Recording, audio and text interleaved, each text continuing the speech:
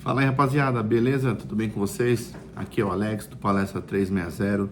Sejam todos bem-vindos a este canal. Aqui eu dou as minhas opiniões, faço as minhas análises a respeito do nosso glorioso Palmeiras. Comento aqui os pré-jogos, faço pós-jogos e comento um pouco também do futebol brasileiro como um todo, né?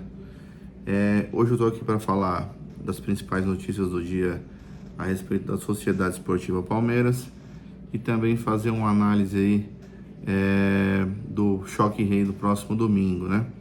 Então vamos lá, as principais notícias do dia agora para você aqui. O TJD de São Paulo, Tribunal de Justiça Desportivo, suspendeu o julgamento do Abel Ferreira e do atacante Luigi. Ambos haviam sido denunciados referente ao clássico contra o Corinthians, né? O Abel havia sido expulso por bater palmas de forma irônica, segundo a arbitragem, e ser expulso. E o atacante Luigi ele foi denunciado porque na hora da comemoração do gol ele chutou a bola que acabou atingindo um torcedor na arquibancada da Neoquímica Arena, né? O Andreas Pereira ele não foi denunciado, então o Andreas não está envolvido na suspensão do julgamento, né? O julgamento ele deve ocorrer na próxima semana e caso ambos sejam suspensos ou punidos, podem ficar de fora de um eventual final, caso o Palmeiras passe pela equipe do São Paulo, né? O Atlético de Madrid demonstrou interesse na contratação do lateral Giai, né? O Atlético de Madrid ele vem monitorando já o atleta durante algum tempo. O Giai é argentino, assim como o técnico Simeone também. Então, como o Simeone tem a mesma naturalidade do lateral direito do Palmeiras, ele acompanha bastante futebol argentino, ele sabe que o Giai é um jogador com passagens pelas seleções de base da Argentina, então isso ajuda muito, né? O jogador chegar ao Atlético de Madrid. A gente sabe que historicamente os argentinos têm uma facilidade maior para adquirir o seu passaporte europeu, que acaba não contabilizando uma vaga de estrangeiro, né, nessas equipes europeias, né? Então, o Giai pode ser negociado aí com o Atlético de Madrid na próxima janela do meio do ano, né? Agora falando um pouco sobre a arbitragem do clássico do Choque Rei, a Federação Paulista ainda não divulgou quem será o árbitro da partida, né? Ela tem segurado o nome aí até para poder preservar um pouco o árbitro da pressão que ele vai sofrer, né? Tanto por parte das duas diretorias, tanto do São Paulo quanto do Palmeiras, mas também da imprensa, né? Se você vê aí, tem alguns jornalistas já falando sobre arbitragem, já falando que se o tal árbitro foi escalado, o Palmeiras já ganhou.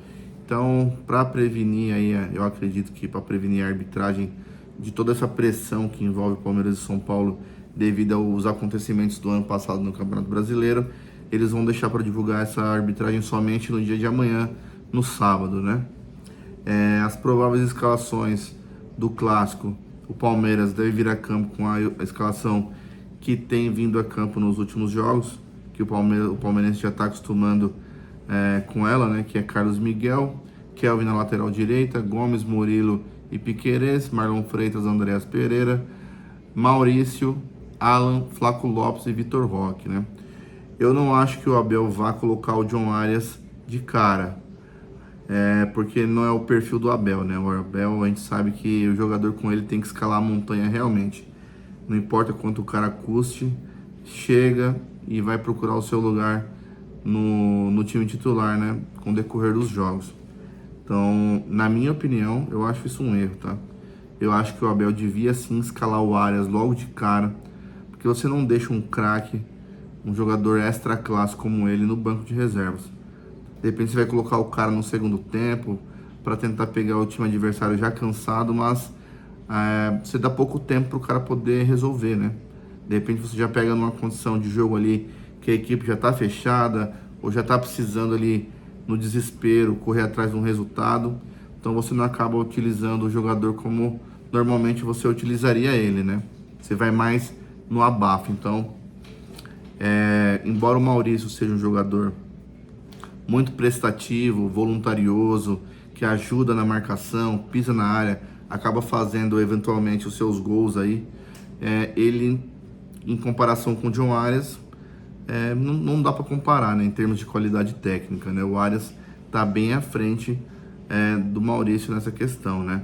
O Palmeiras aí precisa fazer alguns ajustes na questão da marcação.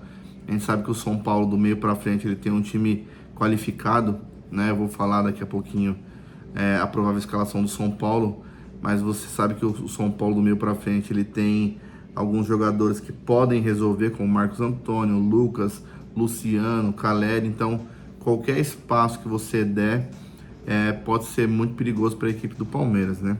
Então esses ajustes defensivos, que o Palmeiras tem dado muito espaço no meio de campo, o Abel precisa resolver isso para os próximos jogos, né? Se quiser ser bem sucedido aí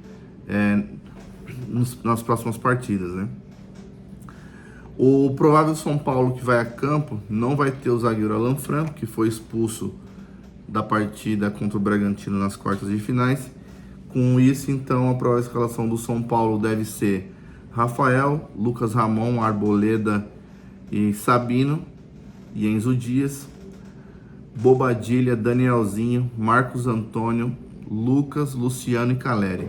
Então, repetindo: Rafael, Lucas Ramon, Arboleda, Sabino e Enzo Dias, Bobadilha, Danielzinho, Marcos Antônio, Lucas, Luciano e Caleri.